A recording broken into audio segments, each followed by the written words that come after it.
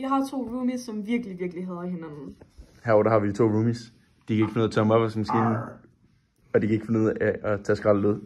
Så nu her, der vil Christoffer rigtig gerne vise, hvordan han får Markus til at tømme... Vi har lavet en rigtig fin løsning her. Jeg trykker på A på min mikrobit. Så sender den Markus skrald.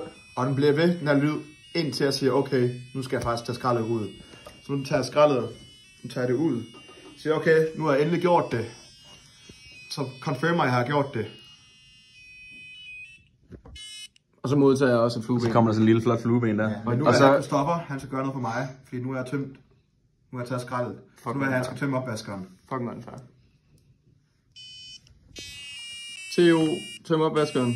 Og den bliver også bare ved. Det er også bare en rigtig træls lyd, der fortsætter for evigt, den der. Præcis. Og jeg har tømt opvaskeren, så jeg kvitterer med et ja tak. Og det modtager Markus. Det modtager Markus. Og så er det simpelthen flot. Og så er vi gode venner. Og så er alle 3 roomies er fucking glade.